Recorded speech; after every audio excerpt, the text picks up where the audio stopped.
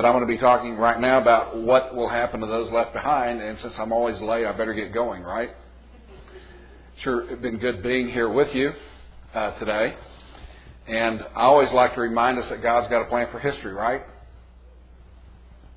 Because I think in the hustle and bustle of secular society, you would think God's nowhere involved if you aren't constantly reminded that God is in control, and He's right now letting us do our own thing.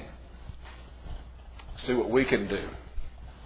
Which, of course, as I always say, water runs downhill, right? And we have seen that the rapture will occur, then you have the events of the tribulation occurring. And since this talk is about what will happen to those who are left behind, and I've already gone over this aspect before, the events that I'm showing you right now of the tribulation are what's going to happen to those who are left behind, while the church, of course, as Dr. Whitcomb was talking about, will be in heaven experiencing the Bema judgment in preparation for the second coming. And so the church, or unbelievers, will be left behind. Now, a lot of people say, they talk about after the rapture occurs, will people get a second chance? And that's one issue that we have a whole chapter dealing with in our book called Truth Behind Left Behind, because I believe a lot of people are going to be saved in the tribulation, probably a higher percentage of people than are saved today during the church age even. And no, they will not get a second chance. They will simply continue to get their first chance. Because if you're alive when the rapture occurs and you're not a believer, then you will just continue to live through the events that will start to occur after the rapture. So that's not a second chance. A second chance would be if God were to give people who have already died another opportunity to become a believer. And so there are no second chances according to the Bible, so that's a mischaracterization that a person who is left behind will get a second chance. No, they're going to continue to live on and get their first chance. And so the rapture, as we've been talking about, ends the church age, but the covenant that is signed between Israel and the revived Roman Antichrist begins the tribulation, and that's why I say there's probably going to be an interval of days, weeks, or years in which I think right after the rapture, a lot of people are going to start getting saved, because the rapture, think about this, is going to be the most horrifying event to ever have happened, on earth, other than the flood, perhaps. And people are going to be scared to death. It's going to be a 911 type scare multiplied, because the whole world, hopefully, I'm not sure about France. Just kidding. Will be affected. By the way, do you know how many Frenchmen it takes to defend Paris? No one knows. It's never been done. And I saw on the internet recently where you could buy a French army rifle, and they said never fired and only dropped once. I told those nice little ditties one day, and I met this nice French couple after the service. They really liked that because they were not a normal French couple. But the rapture is going to affect the whole world, and it's going to be a horrifying event for those left behind. They're going to wonder what happened to these people. Is it going to happen again? Why did they take them and not us? Was it the Space Brothers who dropped in and beamed up people? And there's going to be tremendous chaos. In fact, I think the United States will probably be affected more than any other country, because we're one of the few countries that have possibly even a president on down in the echelon of our culture and society. And so the United States will probably be impacted somewhat by all levels of society. In most, European countries, their governments will be left intact to go on as they are, but obviously individuals will be taken. But this will set the stage. This will cause the United States, I think, to develop a sentiment which will join the mentality of the rest of the world to turn against Israel. That's why the United States is so important right now, because as bad as we are, I think we're the last vestige that's holding up the New World Order. We at least have people kicking and screaming into the New World Order, whereas in other European countries, especially in other parts of the world, they're already there.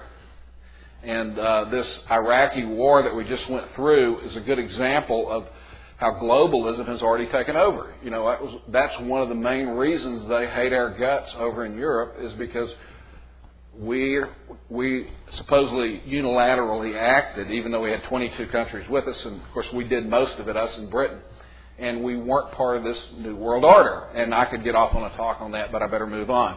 But the rapture is going to be a huge event that is going to remove believers, and there'll be no restraint left to then move into and accept the Antichrist and his way of looking at things.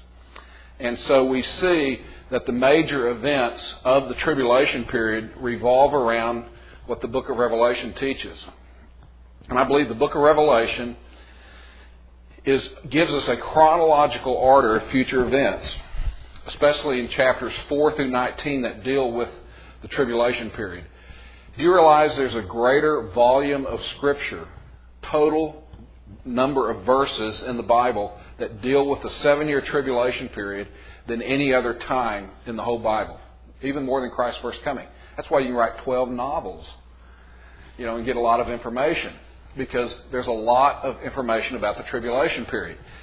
And the book of Revelation has, scholars say, between 650 to 850 allusions, not quotations, but allusions to Old Testament passages.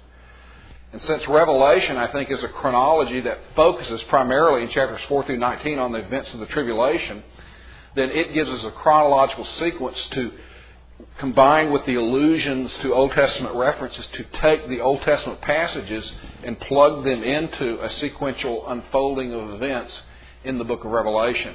And this is what we have. The 7 seals, the 7 trumpets, the 7 key figures in the middle of the tribulation, the 7 bowl judgments, the 7 dooms on Babylon, and then for the book of Revelation, the 7 new things in the new heavens and new earth. But here we see a focus of Daniel's 70th week, the tribulation period, with the interval in between when the Antichrist goes from a 10-nation regional thing to the global government. And we see in Revelation 4:1, after these things I looked, and behold, a door standing open in heaven. And so John, who is dealing with the 7 churches in chapter 2, then shifts his focus to dealing with events that would be future to the church age. And so he goes from, he's receiving this revelation on the Isle of Patmos. By the way, I was on the Isle of Patmos a month ago. And it's a pretty small island. And we saw this cave where he supposedly received it. Of course, they made it to a Greek Orthodox church there. And John is having this vision of the 7 churches, and he then goes in this vision to heaven, to the throne room of God. And while this isn't a direct teaching of the pre-tribulational rapture, I think John, as a representative of the church, his relocation from earth to heaven reflects the fact that this is from the perspective of the church, and the church will be in heaven. And so the second half of the verse says, and the first voice which I heard, like the sound of a trumpet speaking with me, said, come up here, and I will show you what must take place after these things. And the phrase after these things comes from Revelation 1:19, which gives us, I think, the outline, the things which are, the things which you have seen, the things which are, and the things which shall come after these things. And so that same exact phrase from Revelation 1:19 is used here in 4:1b, talking about the events from here on out in the book of Revelation, which is chronological, I believe, are going to be future events to the church age. And so that puts us into the tribulation. And what you have is a cycling in the book of Revelation 13 times between heaven and earth. Heaven and earth. You've heard the prayer, Thy kingdom come, thy will be done